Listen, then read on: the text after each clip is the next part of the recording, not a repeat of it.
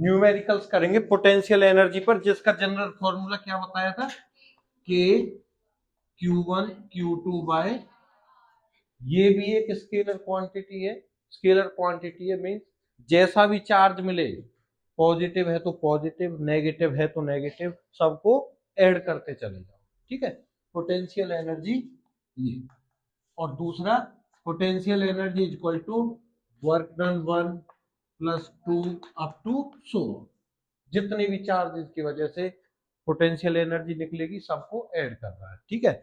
और सबसे पहले सिंपल से स्टार्ट कर रहे हैं हम।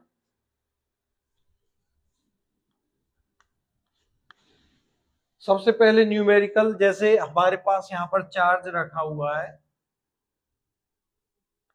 2 माइक्रो कूलम, चार्ज रखा हुआ है 2 माइक्रो कूलम, और एक चार्ज पार्टिकल कहीं से हम यहां लेकर आ रहे हैं जिसकी वैल्यू है 3 माइक्रो कूलम, और जो ये डिस्टेंस है 2 सेंटीमीटर।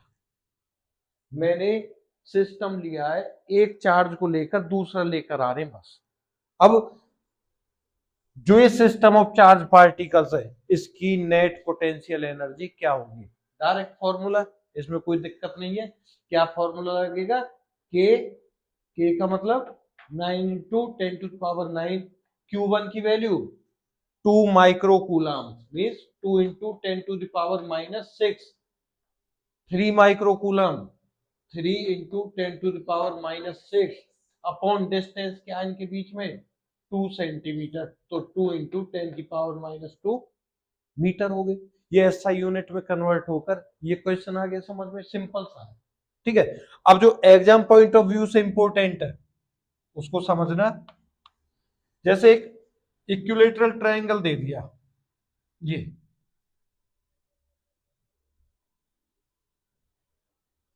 इक्विलेटरल ट्रायंगल दे दिया, point A, point B, point C, यहां पर चार्ज रखा है 2 माइक्रो कूलम, यहां पर रखा है 3 माइक्रो कूलम, और यहां रखा है 4 माइक्रो कूलम।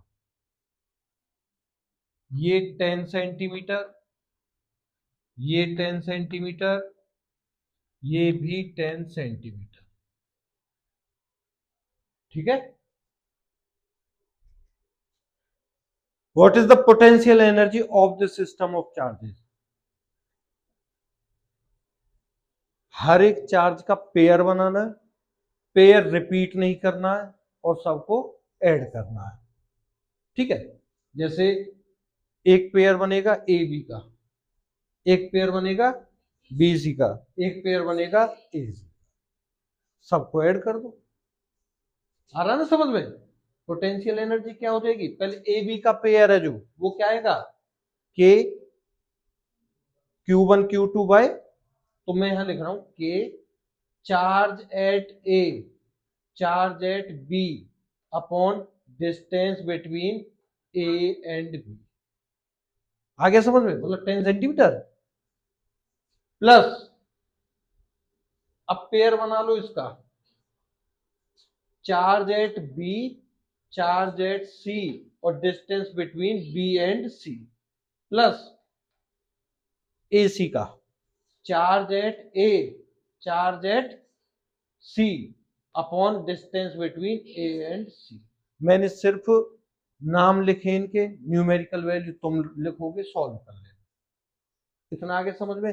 QA की वैल्यू ये इस तरीके।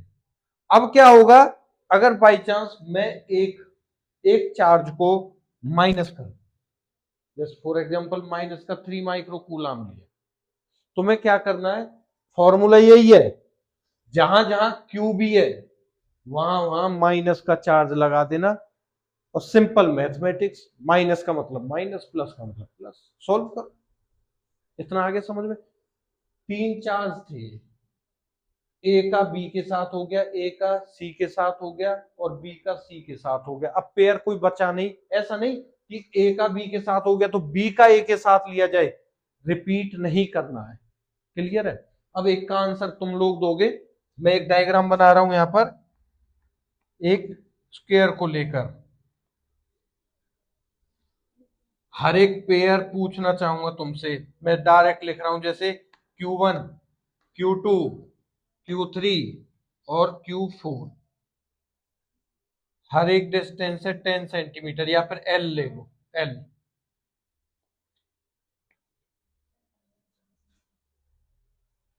What is the potential energy of this system of charge? Net potential energy, total potential energy, कितने पेयर बनेंगे?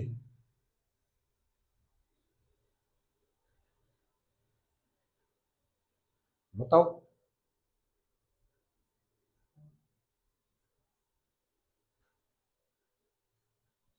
1, 2, 3, 4, चार तो साफ दिख ही रहे।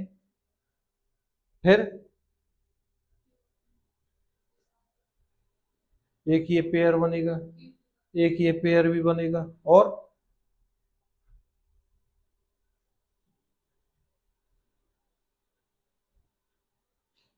इस तरह के क्वेश्चंस को सॉल्व कर लो।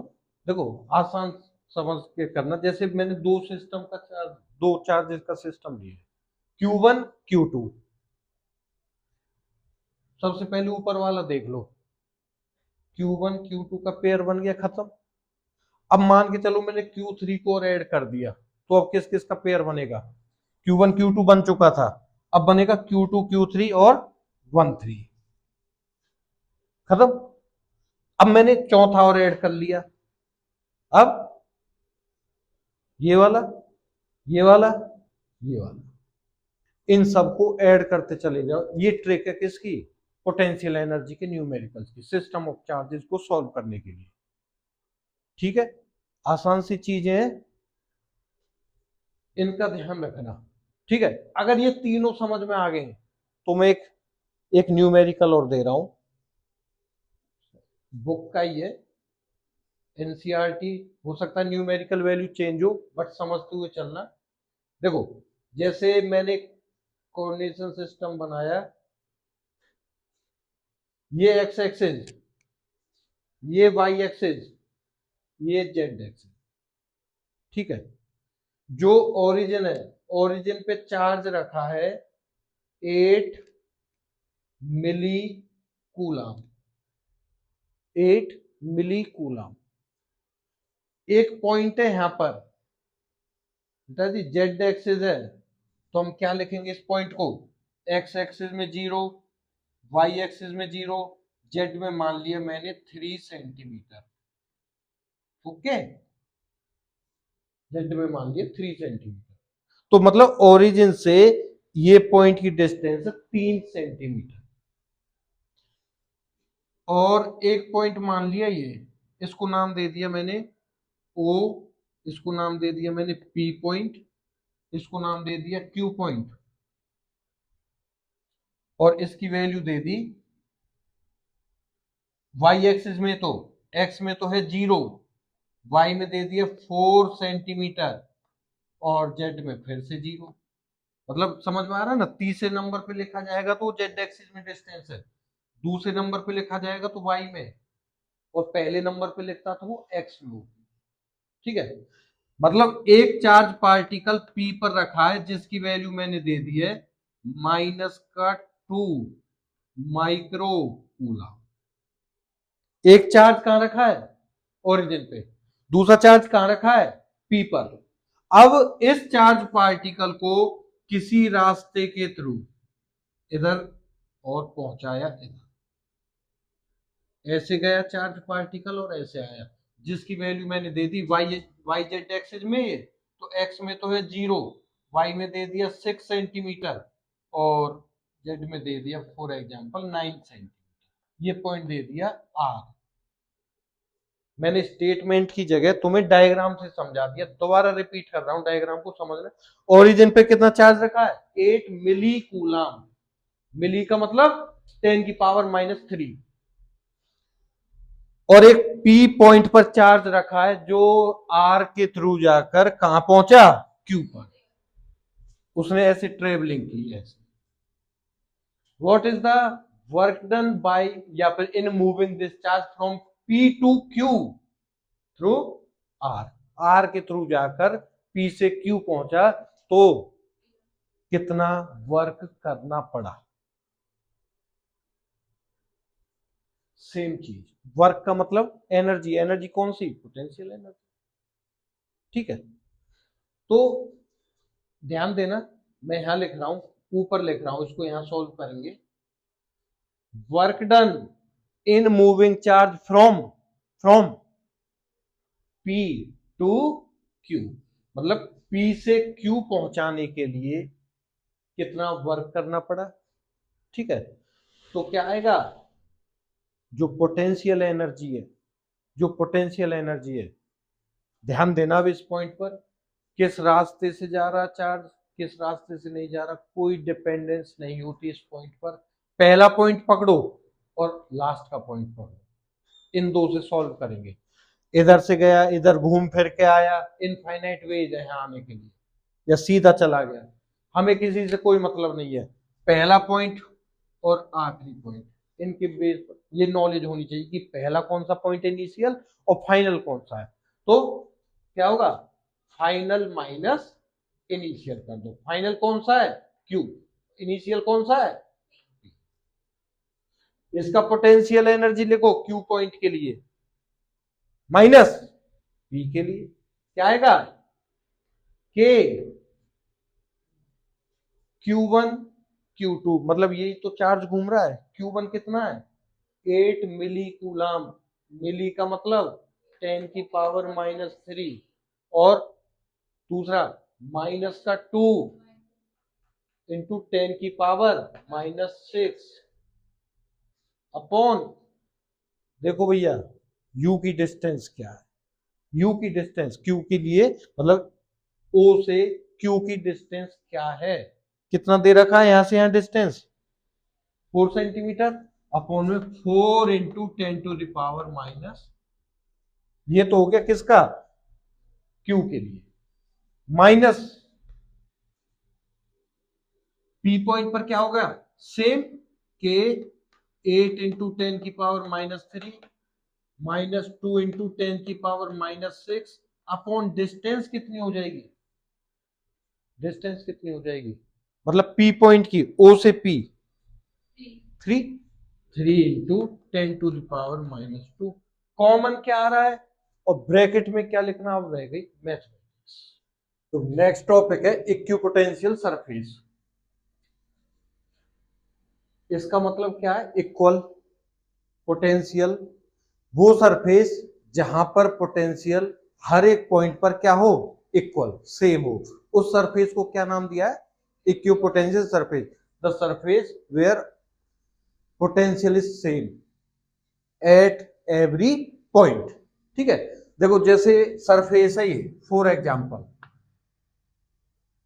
यहां पर पोटेंशियल, यहां इधर इधर हर जगह अगर 5 वोल्ट आपको मिल रहा हर जगह, तो इस सरफेस को क्या नाम देंगे हम, इक्विपोटेंशियल सरफेस। अब थोड़ा सा ध्यान रखना, जो एग्जाम पॉइंट ऑफ व्यू से भी इंपॉर्टेंट है, जैसे एक चार्ज पार्टिकल रखा है, एक चार्ज पार्टिकल रखा है यहां पर, जिसका नेचर है पॉजिटिव, इलेक्ट्रिक फील्ड लाइंस इससे बाहर जाएंगी या इसकी तरफ आएंगी, इलेक्ट्रिक फील्ड लाइंस इससे बाहर जाएंगी या इसकी तरफ आएंगी, पॉजिटिव का क्या नेचर होता है। ठीक है, इलेक्ट्रिक फील्ड लाइंस इससे दूर भागेंगी, पूरा ध्यान यही रखना थोड़ी देर, हर एक डायरेक्शन में। ये बोर्ड पर 2 डायमेंशनल स्ट्रक्चर दिखाई देता है, इसको समझ के चलो, जैसे चौक है, हवा में है, और इससे हर डायरेक्शन में, इधर भी ऊपर भी इधर भी, electric field lines vertically out निकल, इतना आगे समझ में। अब एक ऐसा सरफेस बनाना है, एक ऐसा सरफेस बनाना है जो इसके अकॉर्डिंग, मान के चलो यहां चलते चलते चलते कोई पॉइंट यहां आया, इधर चलते चलते एक पॉइंट है, इधर चलते चलते एक पॉइंट है, एक ऐसा सरफेस जहां पर पोटेंशियल की वैल्यू क्या मिले, सेम। जैसे समझना, इसको करूंगा थोड़ी सी देर बाद, एक बार लाइंस के उसमें समझना, जैसे हमारे पास यूनिफॉर्म इलेक्ट्रिक फील्ड बच्चे, यूनिफॉर्म इलेक्ट्रिक फील्ड, इससे और क्लियर समझ में आएगा, तब इसको बनाऊंगा आगे। एक यूनिफॉर्म इलेक्ट्रिक फील्ड बनाई मैंने, ये वाली यूनिफॉर्म का मतलब है parallel lines of electric field lines, ठीक है। अब जैसे कोई एक सरफेस है, जैसे कोई एक सरफेस है, यहां पर हर एक पॉइंट पर पोटेंशियल है। मैंने इस पॉइंट पर मान लिया एक सीधी लाइन खींच रहा हूं, इधर एक सीधी लाइन। अगर इस पॉइंट पर पोटेंशियल है बेटा जी 10 वोल्ट, तो इस पॉइंट पर कितना होगा, इस पॉइंट पर सेम हर जगह कितना मिलेगा 10 वोल्ट। इस लाइन पर हर जगह 10 वोल्ट। इलेक्ट्रिक फील्ड की डायरेक्शन है ये, जिस डायरेक्शन में इलेक्ट्रिक फील्ड होती है उस डायरेक्शन में चलने पर पोटेंशियल डिक्रीज होता जाता है। मान के चलो मैं इससे आगे थोड़ी सी आगे यहां पहुंचा, अगर मुझे यहां पोटेंशियल की वैल्यू मिलती है 7 वोल्ट, तो इसके बिल्कुल नीचे यहां कितना पोटेंशियल होगा, इसके नीचे, इसके नीचे, इसके नीचे, हर जगह कितना पोटेंशियल होगा 7 वोल्ट।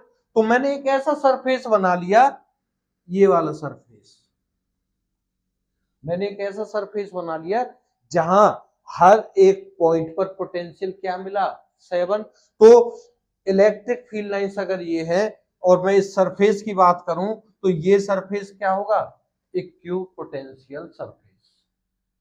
अगर आगे चलने पर मुझे यहां पर फॉर एग्जांपल 5 वोल्ट मिलता है, तो इसके नीचे चलते चलते यहां पर भी कितना मिलेगा, तो 1 2 3 4 5 इनफाइनाइट इक्विपोटेंशियल सरफेस हो सकते हैं।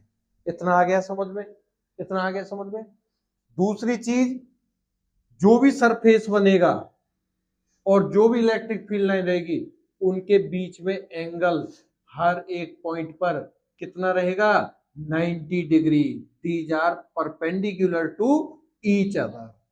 समझ में आ गई कहानी। पहली कंडीशन, सरफेस जिस पर पोटेंशियल हर एक पॉइंट पर क्या रहेगा सेम। दूसरी कंडीशन क्या है, angle between surface and electric field lines is 90 degree. 90 degree के अलावा कोई भी एंगल आपको दिखाई दे रहा है वो गलत होगा। इतना आ गया समझ में। अब वापस आते हैं इसी पॉइंट पर, चार्ज हमने बना लिया पॉजिटिव, इलेक्ट्रिक फील्ड बाहर जा रही है इधर, ठीक है। अब हमें एक सरफेस बनाना है, ऐसा सरफेस बनाना है जहां पर पोटेंशियल सेम मिल जाए और दूसरी चीज 90 डिग्री का एंगल मिल जाए। तो जैसा चार्ज है, मान लो ये चार्ज था, तो इसके चारों तरफ कैसा सरफेस बनाया जाए, कैसा सरफेस बनेगा। अगर मैं इसकी तरह एक सीधी लाइन बनाऊं, ध्यान देना बेटा, एक सीधी लाइन बना दूं, मैंने कहा कि ये इक्विपोटेंशियल सरफेस है इस चार्ज के लिए, क्या इस लाइन के साथ ये एंगल 90 डिग्री बना रहा है, क्या ये एंगल 90 डिग्री दिखाई दे रहा है, ये वाला, क्या ये एंगल 90 डिग्री दिखाई दे रहा है, ये एंगल एक 90 डिग्री दिखाई दे रहा है, बाकी ये दिखाई नहीं दे रहा है, ये दिखाई नहीं। तो ये जो स्ट्रेट लाइन है इसकी तरह एक सरफेस है, तो ये पॉसिबल नहीं है इस चार्ज पार्टिकल के लिए। अगर मैं एक सरफेस बनाऊं ऐसा गोल स्फेयर, स्फेरिकल सरफेस, अगर यहां से यहां 5 सेंटीमीटर है, यहां से यहां 5 5 5, हर जगह 5 सेंटीमीटर, बराबर डिस्टेंस आ गई, जैसे यहां से ये बराबर बराबर बराबर, ठीक है। ये 90 डिग्री, सेंटर से सर्कल पे पड़ने वाली लाइन हमेशा कितना एंगल बनाती है 90 डिग्री। ये तो पता होगा, नहीं पता तो समझ लो 90 डिग्री। तो सरफेस कैसा दिखाई दे रहा है, एक सिंगल चार्ज के चारों तरफ स्फेरिकल, कैसा दिखाई दे रहा है एमसीक्यू के लिए।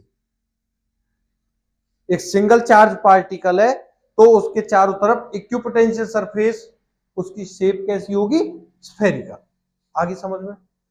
एक चीज और इंपॉर्टेंट है, चार्ज के पास इक्विपोटेंशियल सरफेस नजदीक होगा, इससे और दूसरा सरफेस बनाएंगे इससे बड़ा, तो जो ये डिस्टेंस है बच्चे उससे ज्यादा डिस्टेंस रखना। दूसरा इक्विपोटेंशियल सरफेस, तीसरा बनाएंगे तो जो ये गैप है उससे ज्यादा रखना, चौथा बनाएंगे तो इससे भी ज्यादा ये सरफेस। मतलब क्या चीज समझ में आ रही है? चार्ज के जितनी नजदीक हम जाते जा रहे हैं, सरफेसेस के बीच की डिस्टेंस कैसी होती जा रही है? कम। लेकिन चार्ज से जितनी दूर चल रहे हैं हम, इनके बीच की डिस्टेंस इंक्रीज होती जा रही है। कितना आ रहा है समझ में? मतलब इन शॉर्ट, जहां इलेक्ट्रिक फील्ड ज्यादा होगी, जहां इलेक्ट्रिक फील्ड ज्यादा होगी, वहां पर जो डिस्टेंस है, वहां पर ये डिस्टेंस उतनी ही कम होगी। किस रिलेशन से सीखा था ये? जो लास्ट क्लास में किया था, E equal to minus dV upon dr। Electric field is inversely proportional to distance. Distance को बढ़ाते जाओ, इलेक्ट्रिक फील्ड कम होती जाएगी। इतना आ रहा समझ में? सेम इलेक्ट्रिक फील्ड की डायरेक्शन है, यहां 10 वोल्ट लिया, यहां 7 वोल्ट लिया, यहां 5 4 3 जितना भी लेते जाएंगे, जो इनके बीच की डिस्टेंस है, सरफेसेस के बीच की डिस्टेंस है, जो 10 के करीब है, वो तो आते जाएंगे क्या? नजदीक। उसके बाद और ज्यादा डिस्टेंस, और ज्यादा डिस्टेंस, और ज्यादा डिस्टेंस, ये सरफेसेस के बीच की डिस्टेंस इंक्रीज होती जा रही है। क्या ये कॉन्सेप्ट क्लियर है? पेपर में आता है, draw equipotential surfaces around positive charge. अगर आप लोग ये बना के आए बराबर बराबर डिस्टेंस पर, यू आर रॉन्ग। बनाया ये कि नजदीक कम डिस्टेंस है, फिर और इंक्रीज किया, फिर और इंक्रीज किया, फिर ये करेक्ट हुआ। रीजन क्या है इसका? ये क्वेश्चन अलग से भी बनता है। Give reason why electric field या equipotential surfaces are closer towards the charge. Charge के पास इक्विपोटेंशियल सरफेस के बीच की डिस्टेंस कम क्यों होती है? दूर जाते वक्त ज्यादा क्यों होती जाती है? रीजन है ये। कॉन्सेप्ट क्लियर है? अगर हमारे पास दो चार्ज आ जाएं, सुनना ध्यान से, एक चार्ज पॉजिटिव ये, दूसरा चार्ज पॉजिटिव ये, दो चार्जेस का कॉन्सेप्ट दे दिया, दो पॉजिटिव चार्ज रखे हुए, ड्रॉ इक्विपोटेंशियल सरफेसेस। तो आप क्या बनाओगे? इस पॉजिटिव की वजह से एक, दूसरा बनेगा इससे थोड़ा सा ज्यादा दूर, दिस वन, यस और नो, तीसरा और ज्यादा डिस्टेंस पर ये, सेम ऐसा पॉजिटिव थोड़ा इंक्रीज, थोड़ा और इंक्रीज, एक लास्ट का बन जाएगा ऐसे गया, ऐसे मिलता हुआ, ऐसे मिलता हुआ, एक डंबल शेप में इस तरीके। ये इक्विपोटेंशियल सरफेस है दो चार्जेस का। अब चाहे दोनों नेगेटिव हो, चाहे दोनों पॉजिटिव हो, चाहे एक पॉजिटिव हो एक नेगेटिव हो, तो ये सबसे ऊपर वाली शेप को देखो, डिस्टेंस इससे ज्यादा ही रखना। ये मैंने जल्दी जल्दी बना दिया, डिस्टेंस जितनी ये है उससे ज्यादा डिस्टेंस रखना, एक डंबल शेप। तो दो पॉजिटिव चार्ज का आ गया समझ में, नेगेटिव का भी सेम, एक पॉजिटिव है एक नेगेटिव है उसका भी सेम। ये इक्विपोटेंशियल सरफेस है। अब इसकी प्रॉपर्टी क्या होती है? सबसे पहले ध्यान से सुनना, अब एक एक बात को। पहली प्रॉपर्टी अभी मैंने बता दी, जहां पर स्ट्रॉन्ग इलेक्ट्रिक फील्ड का रीजन है, जिस एरिया में इलेक्ट्रिक फील्ड है वो स्ट्रॉन्ग है, वहां पर डिस्टेंस कम होगी। जहां पर इलेक्ट्रिक फील्ड कमजोर होती जा रही है, वहां डिस्टेंस इंक्रीज होती है। एक प्रॉपर्टी आई समझ में। दूसरी प्रॉपर्टी बता चुका हूं कि जो इक्विपोटेंशियल सरफेस है और इलेक्ट्रिक फील्ड है, दोनों एक दूसरे के परपेंडिकुलर है, 90 डिग्री का एंगल बनाएगा, इसको भूलना मत। दो चीजें आ गई समझ में। तीसरी प्रॉपर्टी क्या है इसमें? इक्विपोटेंशियल सरफेस पर अगर हम चार्ज को भगाएं, एक इक्विपोटेंशियल सरफेस है, मान लो ये एक चार्ज पार्टिकल है यहां पर 2 कूलम, इसको मैं खिसका के डिस्प्लेस करके यहां ले जाऊं, 2 कूलम चार्ज को कितनी भी डिस्टेंस पर ले जाऊं, वर्क डन हमेशा 0 रहेगा। कितना रहेगा? Work done in moving charge on equipotential surface is always 0। इसका कारण क्या है? ये रहा जो हमने पढ़ा था पहले, ये फॉर्मूला, ये तो डिस्टेंस का कॉन्सेप्ट है, फॉर्मूला पढ़ाते ये कौन सा? पोटेंशियल इज इक्वल टू, क्या होता है पोटेंशियल का formula? Work per unit charge. तो change in potential is equal to change in work per unit charge. एक चार्ज पार्टिकल को इक्विपोटेंशियल सरफेस पर घुमाने में, ले जाने में, मूव कराने में कितना वर्क करना पड़ा? 0। वो कैसे? तो यहां dw का फॉर्मूला क्या बन गया? चार्ज इनटू dv, और dv का मतलब क्या है? v2 minus v1, change in potential. ये 5 वोल्ट है, ये भी 5 वोल्ट है। इक्विपोटेंशियल सरफेस का मतलब क्या है? दोनों पोटेंशियल सेम, तो 5 में से 5 गए 0, 0 multiply anything gives 0 result. Work done क्यों 0 हुआ? आया समझ में? क्योंकि पोटेंशियल दो सेम है, इसलिए वर्क डन क्या रहा? 0। अब मैं इस, ये जैसे इक्विपोटेंशियल सरफेस है लास्ट वाला, यहां पर है 2 माइक्रो कूलम। इस चार्ज पार्टिकल को इसके थ्रू यहां पहुंचा दिया 2 माइक्रो कूलम चार्ज को। What is the work done? Answer will be 0। इस सरफेस पर यहां से भगाया इधर, आंसर विल बी, क्लियर है? अब मान के चलो, ध्यान देना, इलेक्ट्रिक फील्ड की स्ट्रेंथ है ये वाली इलेक्ट्रिक फील्ड। अब मैं न्यूमेरिकल्स ही करा रहा हूं, ये तो भाई ये जो चल रहे हैं ये न्यूमेरिकल्स के टाइप चल रहे हैं फिलहाल। जैसे ये हो गया, ये हो गया। अब नेक्स्ट समझना, जैसे यहां पर एक चार्ज पार्टिकल रखा है, ये है ए पॉइंट, इसको मैं ले गया घुमाता हुआ सीधा सीधा सीधा सीधा सीधा, मैंने इस पॉइंट पर पहुंचाया और फिर उसको खींच के ला रहा हूं इधर नीचे नीचे नीचे, इस पॉइंट पर पहुंचा दिया। ये ए पॉइंट है, ये बी पॉइंट है, ये सी पॉइंट है। इनिशियल पॉइंट क्या था? ए। फाइनल पॉइंट कौन सा है? सी। किस रास्ते से आता है ये अभी हम करेंगे डिस्कशन है, फर्क नहीं पड़ता। अगर मैं कह रहा हूं कि ए से सी तक की डिस्टेंस है D, distance between A and C is D, तो मुझे आंसर दो, what is the potential difference between A and C? What is the potential difference between A and C? A और सी, मतलब मुझे ये डेल्टा वी या d V चाहिए। कौन सा फॉर्मूला अप्लाई करोगे? ये वाला फॉर्मूला। देखो मुझे चाहिए क्या? डीवी। ई गिवन है या नहीं? कितना? खुद ई गिवन है। डी आर गिवन है कि नहीं? कितना?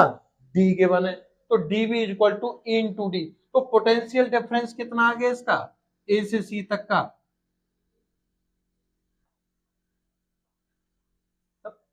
अगर तुम्हें ई की वैल्यू गिवन देता 3 इंटू 10 टू पावर 4 रखो यहां, ये देता 4 सेंटीमीटर रखो यहां, खत्म। आ गया समझ में? एक इसी के बेस पर पूछ रहा हूं। फॉर एग्जाम्पल ये यहां पर 6,0 सेंटीमीटर चार्ज पार्टिकल को ले गए हैं और लेकर आया है, ये है 2,0 सेंटीमीटर। वो ए बी सी और इलेक्ट्रिक फील्ड है 5। What is PD? Potential difference क्या हुआ? मैंने सब कुछ दे दिया, ये सेंटीमीटर में दे दिया, ये न्यूटन पर कूलम में दे दिया। जल्दी बताओ आंसर क्या होगा? सारी वैल्यू गिवन है।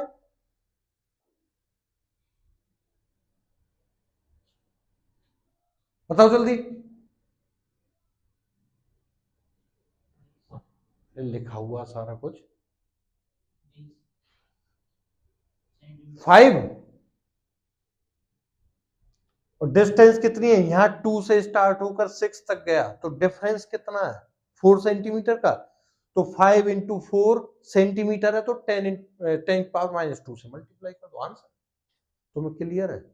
अब मुझे ये बताओ, जब हम ए से बी गए और बी से सी आए, ये बी से सी के दौरान वर्क कितना हुआ होगा?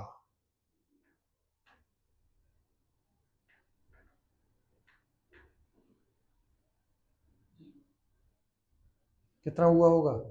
0। क्यों? क्योंकि ये किसका काम कर रहा है यहां? इक्विपोटेंशियल सरफेस का। अब मैं आपसे कहूं कि ए पॉइंट पर 3 कूलम चार्ज था, जिसको हम ए से सी तक लेकर गए, ए से सी तक लेकर गए। What is the work done? A से सी तक लेकर गए बी के थ्रू। रास्ता कौन सा चुना? ए से बी, बी से सी। ध्यान दो एक एक चीज पर। वर्क डन के लिए इस फॉर्मूला पे पहुंचो। चार्ज दे दिया मैंने, डीबी आपने निकाल लिया था अभी, खत्म सब भाई। डीडब्ल्यू इक्वल टू क्या है? Charge into DV. चार्ज कितना दे दिया? 3 कूलम।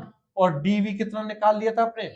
5 into 4 into 10⁻²। खत्म सवाल। मतलब कैसा भी दे दे घुमा फिरा के। अब मुझे ये बताओ, जो हमने वर्क डन निकाला, सबसे पहले पीडी निकाला, पोटेंशियल डिफरेंस ए से सी।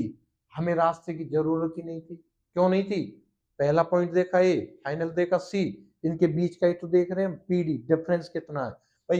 एक लाइन यहाँ खींची, एक लाइन यहाँ खींची, इनके बीच की परपेंडिकुलर डिस्टेंस तो देखी अभी तक हमने, ये इनके बीच की, ये इनके बीच की, ये खत्म बात। ये तो पीडी का हो गया। ए और सी दोनों के बीच में डिस्टेंस कितना? एक सवाल तो वर्क डन देखने के लिए हमने देखा क्या? यहां पर 0 और इनिशियल और फाइनल पर डिपेंड करता है, तो वहां ई इंटू ये जो हमने फॉर्मूला लगाया क्यू इंटू डी। क्लियर है? ये कॉन्सेप्ट इक्विपोटेंशियल सरफेस का कंप्लीट है। और किस तरह क्वेश्चन आते हैं ये समझ में आ गई तुम्हें कहानी इसकी? ठीक है।